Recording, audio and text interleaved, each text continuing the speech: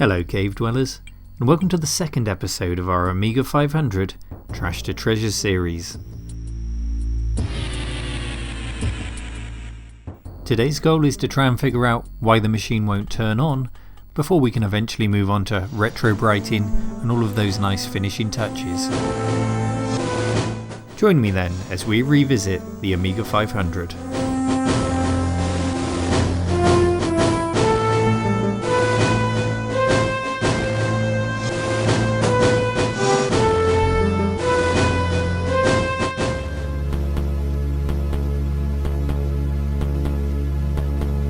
Let's start with the basics then. Power.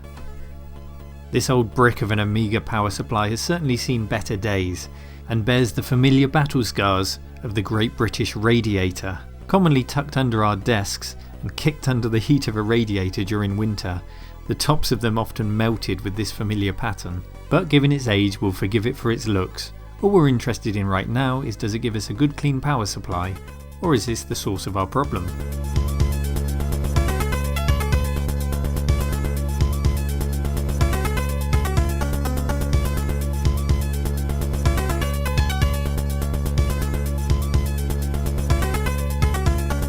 Sure enough, my multimeter shows the 12, 5 and negative 12 volt rails are working absolutely fine, so while our power supply is a candidate for refurbishment or replacement, for the purpose of testing today it's absolutely fine.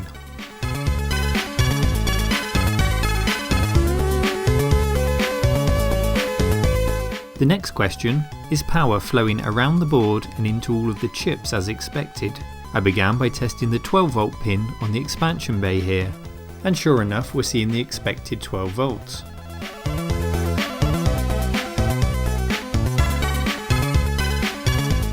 Working my way around the board to the various chips, they all appeared to be receiving power. So I quickly came to the conclusion that power is not our issue here. So where do we turn next in our troubleshooting?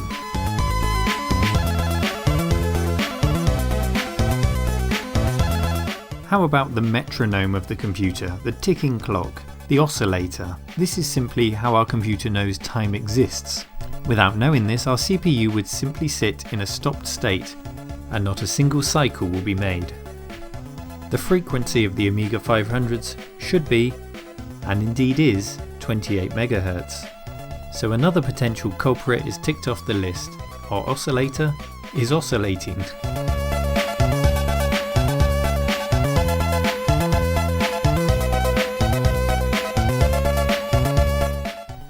Knowing now that we have our oscillator and we have power going to our chips, are our chips actually doing anything? Armed with the Amiga service manual, I worked my way around the chips with my oscilloscope to see if we had the expected behaviour. Starting with the CPU, which YouTube commenter Doomguy quite rightly pointed out is not a Motorola processor as expected.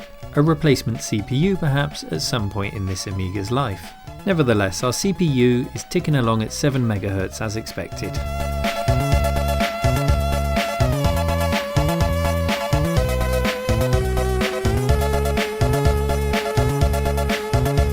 Denise here also displaying the expected frequency, as were most of the other chips on this Amiga.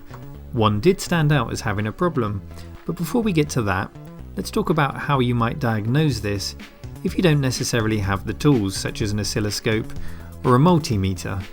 A multimeter is kind of fundamental if you're going to do this kind of thing, but an oscilloscope is an expense that many hobbyists won't go to. But there is a tool that we all possess that could help you in this situation. The finger. The finger.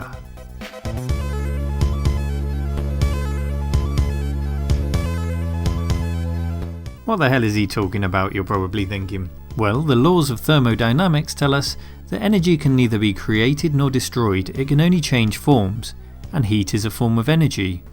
In the context of fixing computers, if your chips are doing things, they're gonna get hot. On a passively cooled machine such as the Amiga 500, it's safe enough to touch those chips with your finger and just judge the temperature. The Amiga has been idling for 10 minutes here.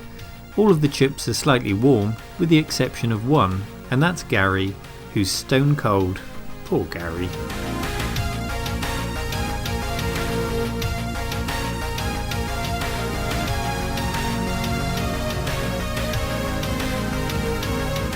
Our finger test does indeed tie in with what we found on the oscilloscope. None of the expected activity on pins 22 and 23 here, so my conclusion at this point is that Gary is indeed dead.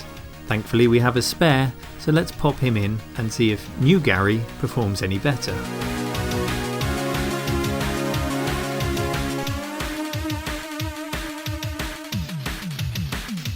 Here's that new chip under the scope. He's showing much more familiar readings on those pins, so let's power the Amiga up and see if we've solved our problem.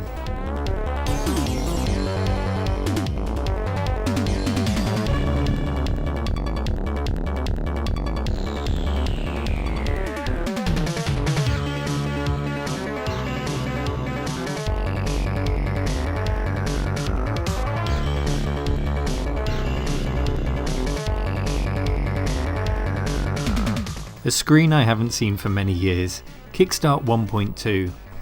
Gary has indeed brought our Amiga back to life, but don't celebrate too soon.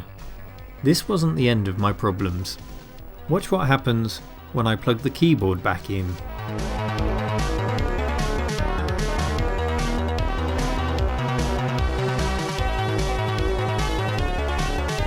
With the keyboard in, there's no sign of life again, which is unusual because the Amiga normally at least gives you a visual indication of the error using colours on the screen or a flashing caps lock key, and we have neither. There are then two common culprits for this problem. One is the odd CIA chip shown here on the left. It's one of two identical chips which perform different tasks, the even CIA being on the right. And the easiest way to figure out if this is a problem is to simply swap the chips. If the problem follows the chip, for example you now have problems with your serial control or parallel port, functions performed by the even CIA chip, and your keyboard now works, then you can safely assume that the problem was with the chip that you moved. A simple process of elimination, and of course I've tried that here, and unfortunately that's not the source of our keyboard problems today.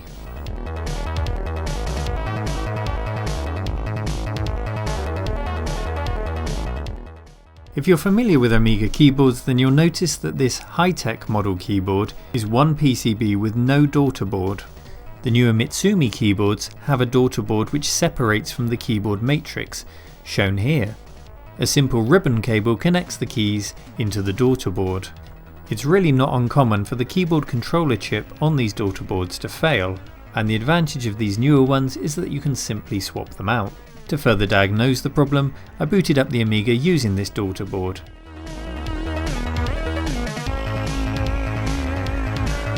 The Amiga boots just fine with this newer keyboard controller, so we have indeed narrowed the problem down to the keyboard itself and the controller. The main board of our Amiga appears to be fine, so I came up with a cunning plan to hopefully let me keep using this older keyboard with the convenience of an interchangeable keyboard controller should it fail in the future. We'll achieve this by adding a 40-pin dual inline package socket for that keyboard controller and swapping it out with the known working keyboard controller. What could possibly go wrong?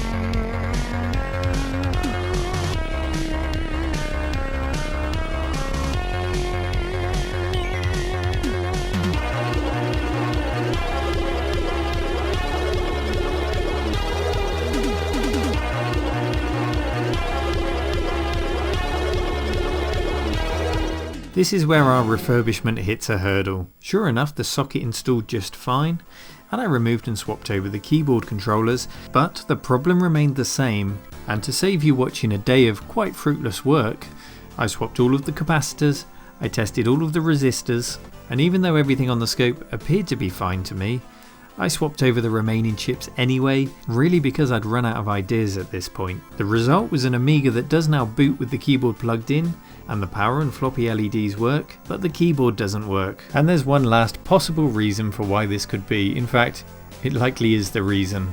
This keyboard desperately wants to be a banana. Look at the bend on that.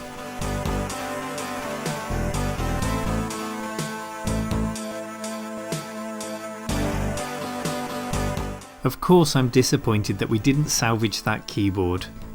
But on the positive side, I've got a working Amiga 500. So we'll push on with this refurbishment using one of the newer Mitsumi keyboards, but I will remain on the lookout for one of those older high-tech keyboards to put in at a later date. Join me in episode 3 when we'll give this a good clean, we'll restore the plastics back to their original colours, and we'll showcase some of my favourite games on the Amiga 500. As always, if you enjoyed this video, please like and subscribe to my channel, and come back soon, Cave Dwellers. Take care.